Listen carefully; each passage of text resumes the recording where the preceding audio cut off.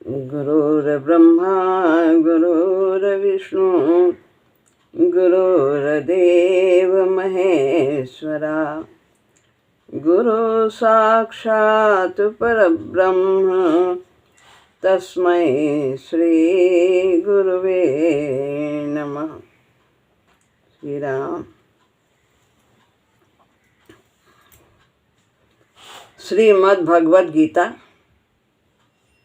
अध्याय 4 श्लोक है 33वां।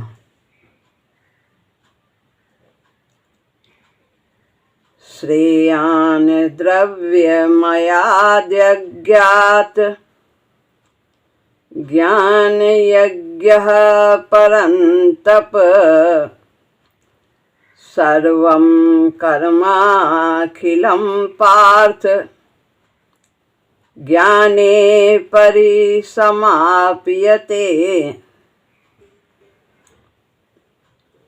यहाँ ऊपर की पंक्ति में संधि है। ज्ञा के बाद जा है आधा, तो ज ल दा 3 अक्षर हैं, इनका ता बनता है।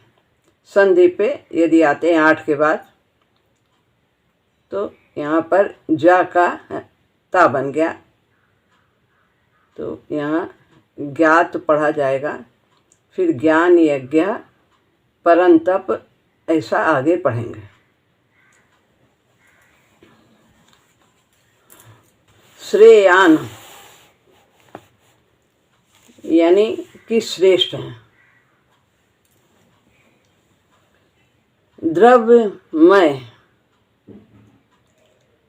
द्रव्यमय मयात दा का भी यहाँ ता बन गया या के बाद, और फिर या निकल आया नीचे से, या ज्ञात पढ़ा गया आगे।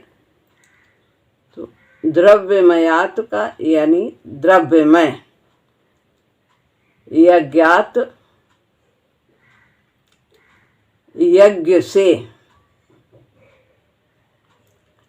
ता लगा है तो से हो जाता है, यज्ञ से या ज्ञात।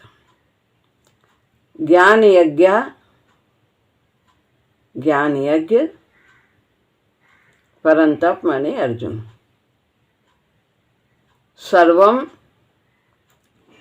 संपूर्ण, कर्म अखिलम, कर्म यानी कर्म, अखिलम यानी पदार्थ, कर्म है और अखिलम, यहाँ 2 बातें हैं। संसार में यही 2 तत्व हैं, 2 बातें हैं मुख्य रूप से, कर्म क्रिया, कर्म है और पदार्थ। पार्थ अर्जुन, ज्ञाने यानी ज्ञान, परिसमाप्यते समाप्त हो जाते हैं। हे परंतप अर्जुन, द्रव्यमय यज्ञ से ज्ञान यज्ञ श्रेष्ठ है। ज्ञान यज्ञ यानी भावना, हमारी निष्ठा।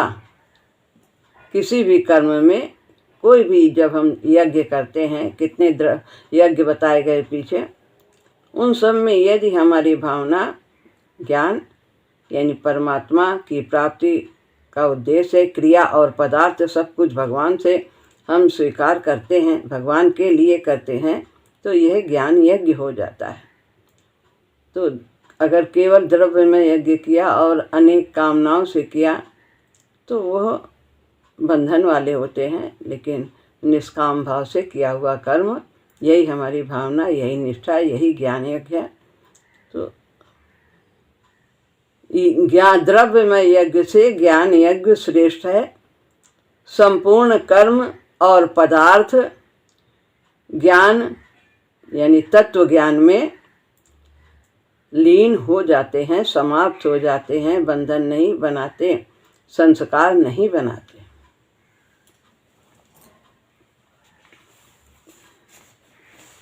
अब गुरुदेव कहते हैं, जो द्रव्यमय यज्ञ है वह बिना विशेष बाह्य उपकरण के हो ही नहीं सकता। द्रव्यमय यज्ञ किसे कहते हैं? जिसमें बाह्य उपकरण यानी बाह्य साधन की आवश्यकता होती है। ये शरीर भी एक साधन है और पदार्थ, ये पदार्थ में ही शामिल है और संसार के अनेक पदार्थ हैं जी जो उपकरण के रूप में या साधन के रूप में ये द्रव्यमय यज्ञ के लिए आवश्यक होते हैं। अग्नि होम आदि यज्ञ तो बिना ईंधन घी आदि के हो ही नहीं पाता, वो सब द्रव्यमय यज्ञ हैं। शरीर से भी हम कुछ करते हैं, सेवा करते हैं, कार्य करते हैं, वो शरीर भी एक साधन। ज्ञानमय यज्ञ वह है, अब ज्ञानमय यज्ञ की बात बता रहे हैं। ज्ञानमय यज्ञ वह है जिसमें बाहर से कुछ करना धरना विशेष नहीं है। जो जीवन क्रम चल रहा है सो वैसा ही चलता है। जैसे हमारा खाना पीना सोना जगना बात व्यवहार जो हमारे नाते रिश्ते हैं, जैसे हम गृहस्थी में रहते हैं वो वैसा ही चलता है। ये नहीं कि हम घर छोड़ के चले जाएं, जंगल में चले जाएं, सब वस्तुओं का त्याग करके, संबंधों का त्याग करके, ऐसा कुछ भी विशेष करने की आवश्यकता नहीं है। भीतर दृष्टि को बदल देने से, भावना के परिवर्तन से वही कर्म हमारे यज्ञ बन जाते हैं। बस महाराज जी कहते हैं जहाँ हो वहीं रहो और जो करते हो वही करो। बस जरा सा दृष्टिकोण बदल दो, समुचित मनोवृत्ति कर लो। मनोवृत्ति ही हमारे कर्म को आकाश पाताल का अंतर कर देती। एक से बंधन हो जाता है और एक से बंधन कट जाते हैं, सब बंधन मुक्त हो जाता है। तो सब कुछ वैसे ही करना है, केवल भावना बदलनी है। तो भावना भगवत भाव रखें, निष्काम भाव रखें, यही दो भाव। कर्म वही संसार के कार्य करते हुए भगवान की सेवा करें, भगवान के संसार में सहयोग दें, सृष्टि में अपने कर्तव्य का पालन करें निष्काम भाव से। उस यज्ञ के लिए बाह्य निर्भरता नहीं है। कौन से यज्ञ? ज्ञान यज्ञ के लिए कि आप हमें धन चाहिए, हमें लोग चाहिए, हमें ऐसी परिस्थिति चाहिए, ऐसा शरीर चाहिए, तो ये सब बाह्य निर्भरता नहीं। भगवान का सुमिरन तो कैसा भी शरीर हो सभी व्यक्ति कर सकते हैं। जितनी यथाशक्ति हम सेवा कर सकते करें। सेवा केवल धन से ही नहीं होती, सेवा तो आत्मा से भी होती है। धन से अनेक सेवा के बारे में लिखा है गुरुदेव ने किस पुस्तक में। तो उस यज्ञ के लिए बाह्य निर्भरता नहीं है। आत्मा से अगर हम कुछ भी नहीं कर सकते, धन भी नहीं है, शरीर भी इस योग्य नहीं है, जन भी नहीं है हमारे पास, कोई साधन भी नहीं है, तो हम असमर्थ हैं, तो हम आत्मा से कर सकते हैं। सबके कल्याण की भावना रख सकते हैं, यही आत्मा से सभी से प्रेम कर सकते हैं। और इसमें समय भी नहीं चाहिए अलग से। में जो करते हैं जैसा भी दिन भर यज्ञ करो, दिन भर यज्ञ करो, हर कर्म को यज्ञ बना दो। यज्ञेश्वर के लिए किया हुआ कर्तव्य कर्म सब यज्ञ बन जाएगा। हर लगे ना फिटकरी रंग चोखा। और पल्ले में कौड़ी भी ना हो तो भी हो जाता है ये यज्ञ। ऐसा अद्भुत यज्ञ, इसमें ज्ञान की ही प्रधानता है। समझ ही एकमात्र साधन है इस यज्ञ का। हमारी समझ, हमारी समझदारी, हमारी भावना। ज्ञान यज्ञ श्रेष्ठ है द्रव्यमय यज्ञ से, ऐसा महाराज जी ने इसमें व्याख्या की है। क्यों श्रेष्ठ है? पहले तो करने में सुगम है, दूसरे प्रभाव में बली। कितना आसान है, करने में सुगम है, जो कर रहे हैं वही करें। जितना श्रम है भगवान ने दिया है उसी अनुसार जो हम कर सकते हैं उसे करें। और इसका प्रभाव भी बहुत होता है। हमारी जो भावना है वो हमें निर्मल करती चली जाती है। हमारे जो विकार हैं वो दूर होते चले जाते हैं, अहंकार दूर होता, आसक्ति दूर होती, ममता, राग द्वेष ये सब दूर होते चले जाते हैं। सब भगवान का है, भगवान का है, भगवान के लिए, भगवान की शक्ति से तो भगवान ही रहते हैं। सब संसार का है, संसार के लिए है, हमारा अपना कुछ नहीं। तो ये सब आसक्ति और अहंकार को दूर करते हैं। इस प्रकार की हमारी भावना, ज्ञान करने में तो सुगम है, पर प्रभाव में कैसे बली, अब इसका भी उत्तर देते हैं। आखिर कर्म व्यक्ति के भीतर जागृति का साधन ही तो है। जगाते हैं हम, कर्म करके हम बहुत कुछ सीखते हैं। कर्म करने का जो परिणाम होता है वो हमें सिखाता है। तो आखिर कर्म व्यक्ति के भीतर जागृति का साधन ही तो है। अच्छे कर्म का फल मिलता है, जो खराब कर्म करते हैं उनका भी परिणाम मिलता है, देखने में आता है। कुछ का तत्काल मिलता है, कुछ का बाद में मिलता है। तो उससे हम सीखते हैं और हम सुधरते हैं आगे। ब्रह्म की प्राप्ति के लिए कर्म होता है और वो तो बोधात्मक होती है। जितने भी कर्म हैं सब भगवान के लिए होते हैं और वो तो बोधात्मक होती है। ज्ञान होता है, हमारे अंदर बोध होता है कि धीरे धीरे कि सभी में परमात्मा है, सभी में परमात्मा है। देखो ये भी छूट गया, वो भी सब छूट गया, कुछ साथ नहीं जाएगा, सब यहीं का शरीर भी साथ छोड़ देता है। ये सब बोध होता है तो अंत में एक वही परमात्मा ही बचता है। उसी की याद आती है, उसी की शक्ति का बोध होता है। बाह्य यज्ञ तो भीतर की भावना को जागृत करने के लिए ही है। ये सब जो हम यज्ञ करते हैं, देखने में जो द्रव्यमय यज्ञ है और जितने भी आहुति वाले हैं उन सबको करते हैं तो उसमें त्याग ही करते हैं। कुछ न कुछ देना होता है, कुछ सेवा करनी होती है, तो वो हमें थोड़ा उसके करने से निर्मल होता है व्यक्ति। तो बाह्य यज्ञ करते हैं, लेकिन जो और बताते हैं बाह्य यज्ञ तो भीतर की भावना को जागृत करने के लिए है, थोड़े थोड़े निर्मल होते हैं। लेकिन इसका जो ज्ञान यज्ञ है, जब हम भगवान से जुड़कर करते हैं, निष्काम भाव से करते हैं, पहले सकाम करते हैं, तो वो भी कुछ हमें समझ उससे आती है। कुछ ना कुछ हमें कहते हैं, चाहे हमारे अंदर अहंकार हो, चाहे आसक्ति हो, फिर भी हमें अच्छे कार्य तो करने ही चाहिए। तो अच्छे कार्य में इतना प्रभाव होता है कि वो धीरे धीरे हमें निष्काम बना देता है, हमें निर्मल करता है। टाइम लगता है, तो यहाँ तक तो पहुँचना ही है, निष्कामता तक तो पहुँचना ही है। बाह्य यज्ञ तो भीतर की भावना को जागृत करने के लिए है और वो जब जग जाती है तब सभी कर्म ही यज्ञ हो जाते हैं। पहले थोड़े थोड़े कर्म करते हैं, ये दान दे दिया, ये यज्ञ कर दिया, ये हवन कर दिया, तो ये कभी कभी हो गया। लेकिन जब हमारा ये भावना जग गई कि सब परमात्मा का है, सब परमात्मा की शक्ति से है, तो फिर हमारे हर कर्म यज्ञ बन जाते हैं। फिर हम यज्ञ के अलावा कुछ करते ही नहीं। महाराज जी ने लिखा जीवन ही यज्ञ में हो जाना चाहिए। फिर उसका प्रत्येक बोलना, सोचना, कर्म करना, वो सब यज्ञ होता है। सब परमात्मा के लिए हो रहा, भगवान से बोल रहे हैं, भगवान के बारे में सोच रहे हैं, भगवान के लिए कर रहे हैं, तो प्रत्येक कर्म यज्ञ हो जाता है। जब तक प्रभु को हम मूर्ति के बिना प्रतीत नहीं कर पाते, तभी तक उस सहारे की जरूरत होती है कि भगवान है, इसमें भगवान है। जब देखते हैं तब भाव बना लेते हैं। लेकिन जब सिया राम में सब जग जाने, तो कण कण में भगवान की प्रतीति होती है। फिर मूर्ति की आवश्यकता नहीं होती, उसके सहारे की जरूरत नहीं होती। मूर्ति में भी भगवान है, सब में भगवान है। फिर केवल पहले उसी मूर्ति में ही भावना बनती थी, फिर तो सब में भावना बन जाती है।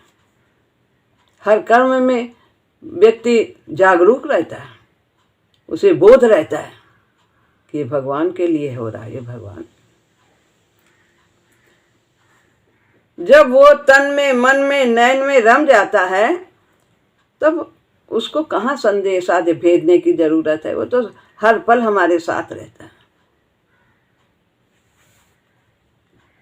न तो दूर हो न ही पास हो, मेरे राम सदा मेरे साथ हो।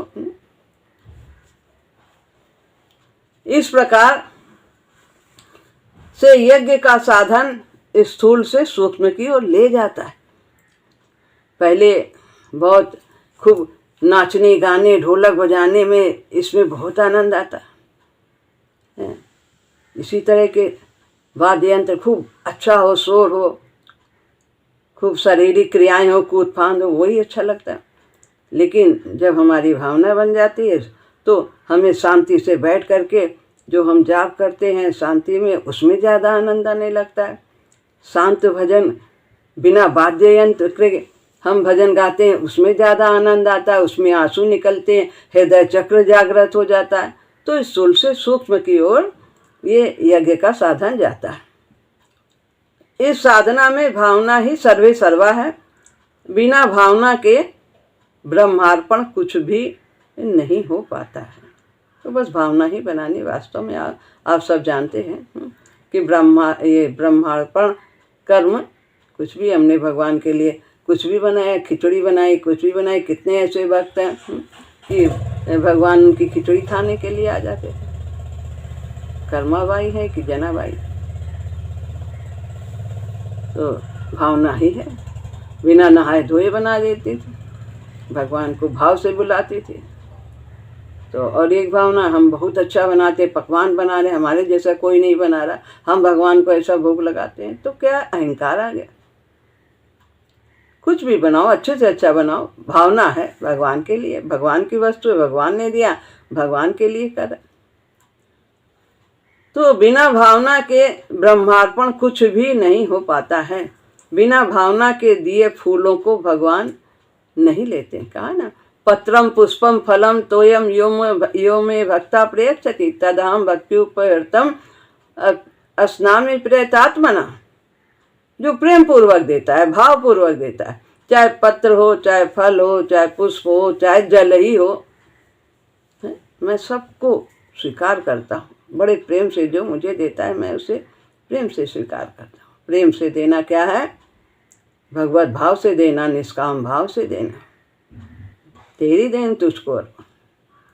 तो ये है, जितनी ऊंची और प्रबल भावना होती है उतना ही हम प्रभु के समीप पहुंच जाते हैं। भावना के जग जाने पर सामान्य कर्म ही भावना के वाहक हो जाते हैं। जैसे जैसे हमारे अंदर ये भावना जगती है, फिर हम छोटे से छोटे कर्म, सामान्य कर्म भी करते हैं और वो भगवत भाव से करते हैं। वे हमारी भावना को और पुष्ट करते हैं। गहरी निष्ठा अति गहरी हो और गहरी होती जाती है और गहरी होती जाती है। प्रहलाद जी को देखिए, कहीं डर नहीं, निडर, हर जगह भगवान, गर्म खंभे में भी भगवान, सब में भगवान दिखाई। अतः विशेष कर्मों की आवश्यकता नहीं रहती और वे धीरे धीरे छूटते चले जाते थे कि आज ये फलाना त्योहार, आज ये करना, आज वो करना। आज संसार में जो होते हैं, भले ही वो सब उनके नाते लोग दिखावा में भले कर लें गृहस्थी में रहते हुए, लेकिन अंदर से ऐसी कोई भावना नहीं होती। सब छूटते चले जाते हैं। हर समय वो सुहागी रहता है, हर समय वो अपने प्रीतम के साथ रहता है। जैसे प्रेम भक्ति के जगने पर वैध भक्ति अनावश्यक होकर स्वतः निष्प्रयोजन हो जाती है। प्रेम भक्ति और वैध भक्ति। प्रेम भक्ति यानी प्रेम है भगवान से। कौन सा प्रेम? पावन प्रेम, जहाँ कोई मांग नहीं, जहाँ कोई चाह नहीं, भगवान को चाहते हैं, भगवान से नहीं चाहते, तो प्रेम भक्ति है। जैसे गोपियां थी, प्रेम भक्ति, हर एक चीज में उन्हें भगवान दिखाई देते थे, वे स्वयं भगवानमय हो गए। तो ये प्रेम भक्ति है। अब ना आंख तर आवह कोई। और वैध भक्ति यानी जिसमें विधि विधान है। तो भगवान भाव के भूखे हैं, क्रिया ग्राहक नहीं है कि वो क्या क्या कितना बड़ा आडंबर कर रहे हो, क्या कर रहे हो, तो उससे वो प्रसन्न हो जाएंगे और अहंकार को लेके कर रहे हो। तो विधि विधान की आवश्यकता नहीं, बस हर समय उन्हें सुमिरन करना है, हर समय उनसे जुड़े रहना। एक पल भी भूलना साधक को व्याकुल कर देता है। प्रभु का विस्मरण व्याकुल कर देता।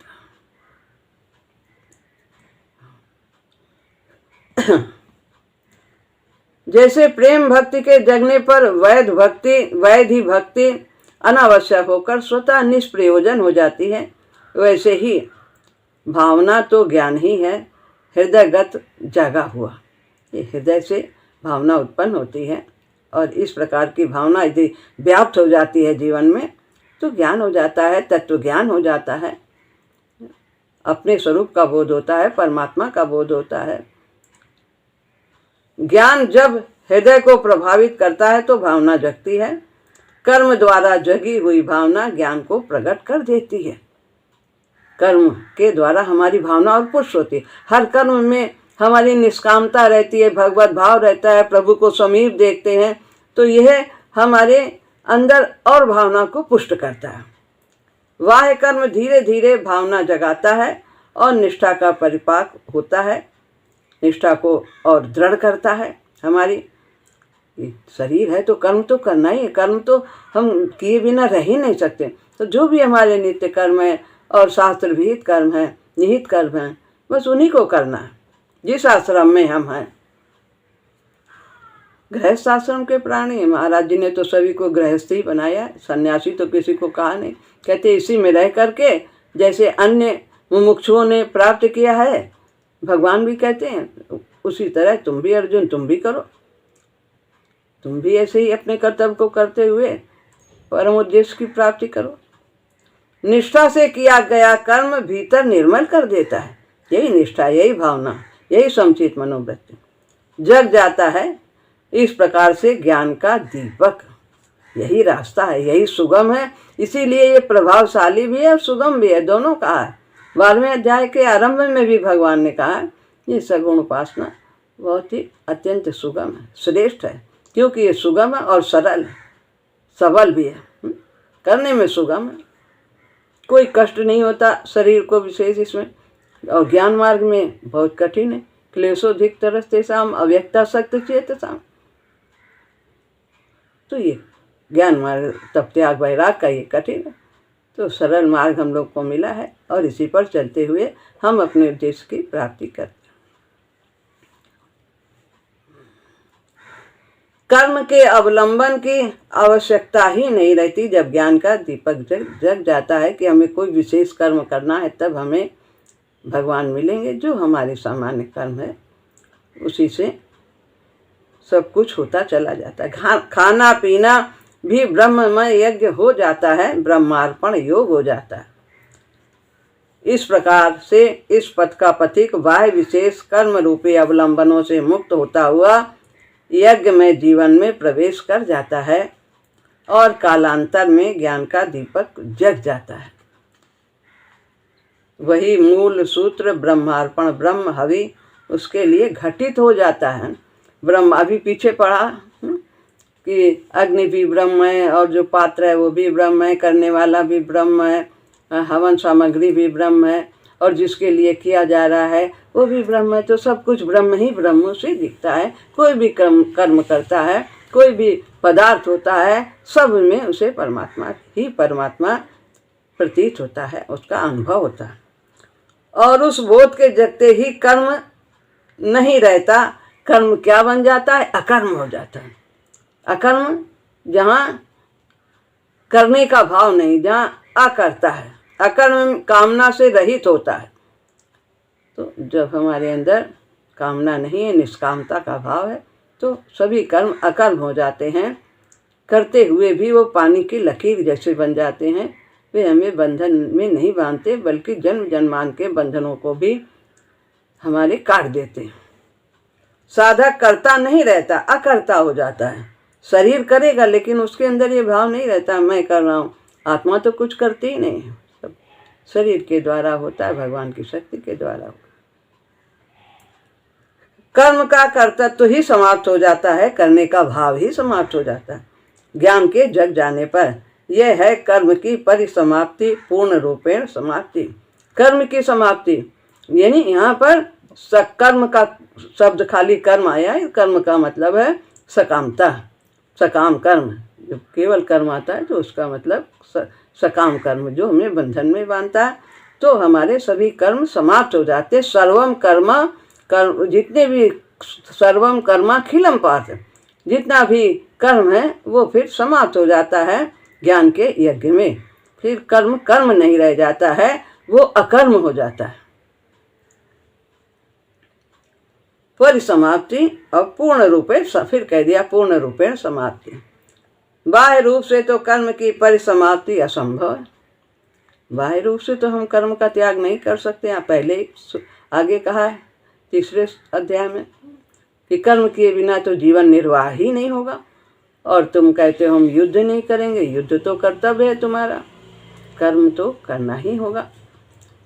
हम शरीर नहीं निर्वाह होगा, अपने खाने शरीर को जीवित रखने के लिए कुछ कर्म करना होगा। तो कर्म किसी भी अवस्था में त्याग किया ही नहीं जा सकता। बाहर से रोक सकते हैं तो अंदर हमारी क्रिया होती रहती है, तो बाहर का भी तो आवश्यक है, कुछ ना कुछ तो करना ही पड़ेगा। तो कर्म का हम पूर्ण रूप से त्याग कर ही नहीं सकते, लेकिन जब हम ज्ञान यज्ञ से कर्म करते हैं तो हमारे सारे कार्य होते हुए भी वे कर्म नहीं रहते हैं, वो क्रिया बन जाते हैं, वो अकर्म बन जाते हैं।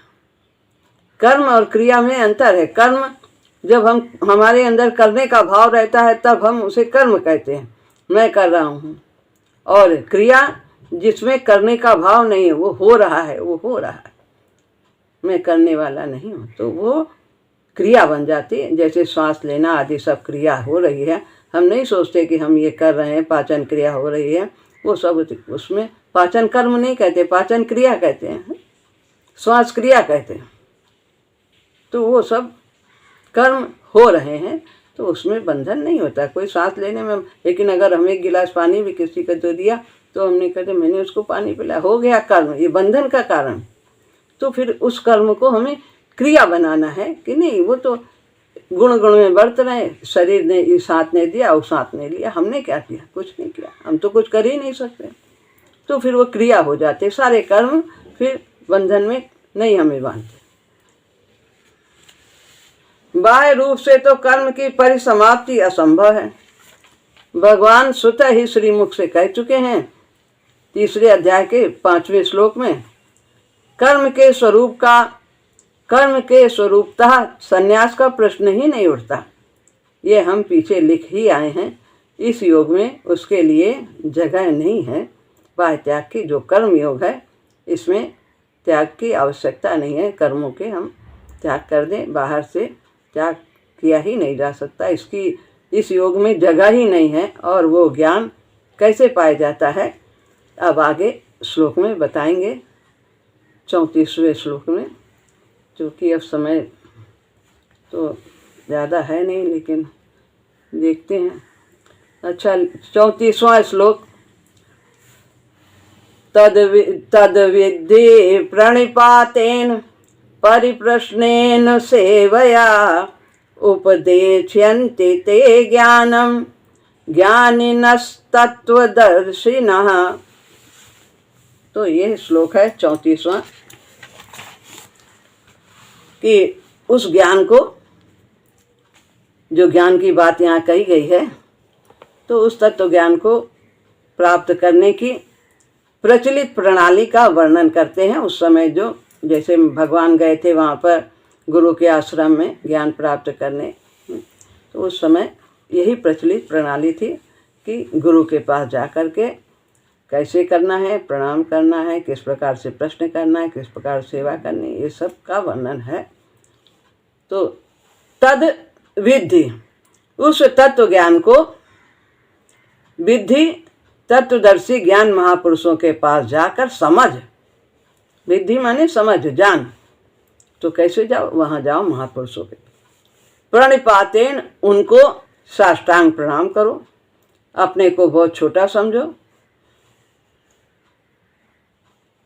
सेवया, उनकी सेवा करो। और परिप्रश्नेन, सरलता पूर्वक प्रश्न करने से, ते माने वे, तत्वदर्शिना, तत्वदर्शी अनुभवी जो हैं, और ज्ञानी, अनुभवी भी हो और ज्ञानी भी हो। महापुरुष ज्ञानम, तुझे ज्ञान का, तत्व ज्ञान का उपदेशयंती, उपदेश करेंगे। उस तत्व ज्ञान को तत्वदर्शी ज्ञानी महापुरुषों के पास जाकर समझ, उनको साष्टांग दंडवत प्रणाम कर और उनकी सेवा करने से, सरलता पूर्वक प्रश्न करने से तत्वदर्शी अनुभवी ज्ञानी शास्त्रज्ञ महापुरुष तुझे उस तत्व ज्ञान का उपदेश करेंगे। अर्जुन कहते थे कि ये सब करने से, युद्ध करने से पाप लगेगा, इससे अच्छा हम भिक्षा मांग करके खा लेंगे। तो ये सब हमारा कल्याण जिसमें हो वो हमें बताइए। पहले तो ये का कल्याण हो जिसमें, और फिर कहते हैं हम नहीं ऐसा कर लेंगे, हम ये युद्ध नहीं करेंगे, मर जाएंगे, इतना पाप लगे।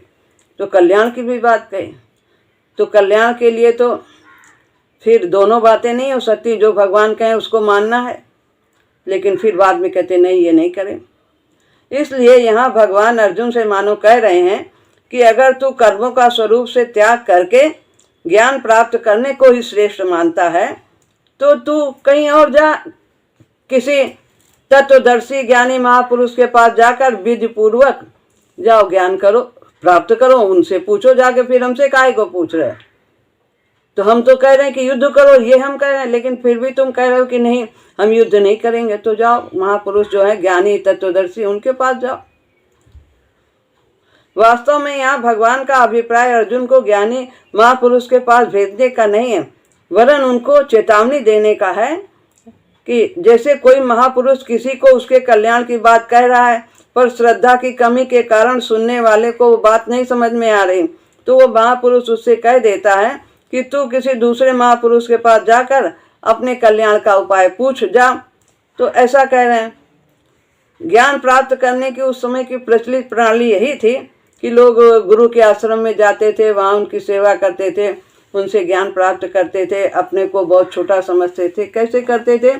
प्रणिपातेन, ज्ञान प्राप्ति के लिए गुरु के पास जा करके साष्टांग दंडवत करें। तात्पर्य है कि बहुत अपने को छोटा समझें। अब भगवान तो राजा के पुत्र थे, उन्होंने भी बिल्कुल अपने को कितना छोटा समझा। सुदामा भी वहीं रहते थे, सब एक समान रहते थे। तो नम्रता पूर्वक, सरलता और जिज्ञासु भाव से उनके पास रहें, उनकी सेवा करें, अपने आप को उनके समर्पित करके उनके अधीन कर दें। और भेज देते थे, जाओ लकड़ी काट के ले आओ, लाओ जाओ जंगल जाओ, भगवान जाते थे। शरीर और वस्तुएं दोनों उनके अर्पण कर दे, साष्टांग दंडवत प्रणाम करके अपना सब सेवा करे। सेवया, शरीर और वस्तु से गुरु की सेवा करे, जिससे वे प्रसन्न हो वैसा काम करे।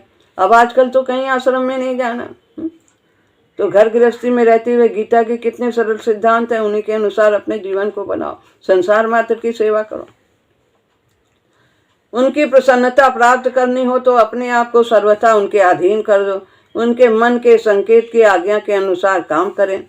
यही वास्तविक सेवा है, गुरु के वचनों में विश्वास और उनके अनुसार कार्य करना। परिप्रश्न, केवल परमात्मा को जानने के लिए जिज्ञासु भाव से सरलता और विनम्रता पूर्वक गुरु से प्रश्न करें। तर्क की दृष्टि से ना करें कि हम अपनी बुद्धि दिखाने के, योग्यता दिखाने के लिए हम गुरु से प्रश्न कर रहे हैं। जानने के लिए हमें प्रश्न जरूर करना चाहिए।